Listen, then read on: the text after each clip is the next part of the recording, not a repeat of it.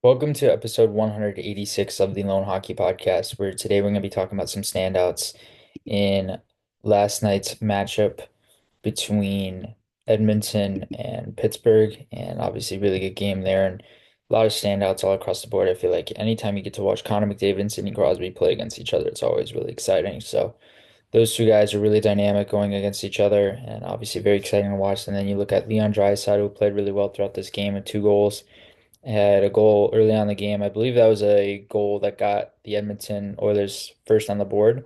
And I believe they're down 3-0 early in the game. So they were able to get that goal from Draisaitl.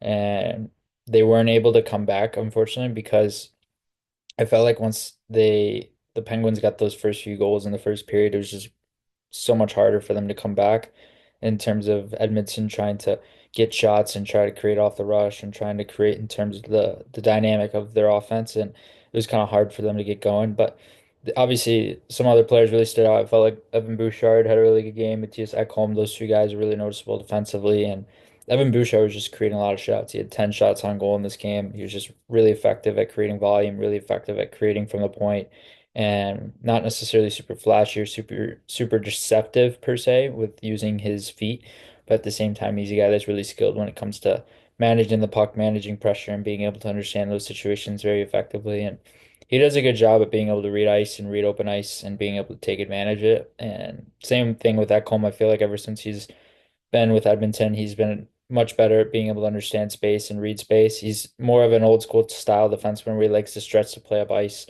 and create those long stretch plays, and not necessarily the fastest skater or the fastest in terms of his all offensive instincts, but what I really like is his D zone play, his D zone rush play, and how he's able to intertwine those. I feel like him defending the rush, he does a really good job of defending the rush with purpose and defending the rush in ways that allows him to be able to track back efficiently and be able to recover defensively when need be. So he's really good there. And Zach Hyman, Ryan Nugent-Hopkins, and Victor Arvidsson's, those three were really noticeable. Obviously, Zach Hyman really has been dynamic ever since joining Edmonton. And then you look at Nugent-Hopkins, same thing. So there's not much that needs to be said there. And he ended up scoring in this game as well. And then Victor Arvidsson, I really like the addition of Victor Arvidsson for Edmonton. I feel like he's been one of their best additions so far, and just a guy obviously dealing with some injuries here and there, but just a guy who can be reliable up and down your top nine. He can score, he can be a secondary scoring option, he can be a power play two guy, he can be a weapon there, he can be a weapon at the net front, he can be a weapon in the bumper, he can work the flanks really well. This is a guy that provides a lot of value in terms of the contract that he's on and the ability that he has to be able to generate offense and also, like I said, be able to generate secondary scoring. So he was really noticeable, really flashy there. And then on Pittsburgh's side, I mean, who else but Sidney Crosby, right? We always notice him every single game in terms of the instincts, the playmaking. So one of the most consistent players by far in the NHL of his time. So fun to watch, so exciting to watch.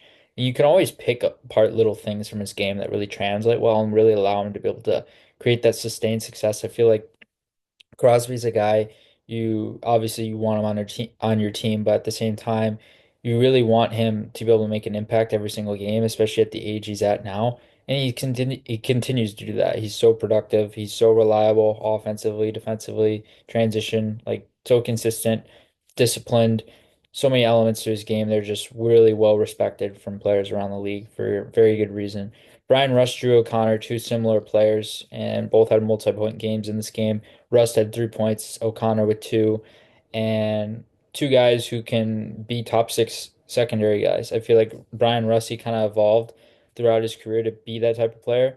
Drew O'Connor over his career thus far, shorter career compared to Russ, but over his shorter tenure in the league, I feel like he's been that type of guy who can be a secondary scoring option inside the top six as well. Get a guy who can be reliable in those situations, be steady, be an impact, and just be an overall steady presence as well.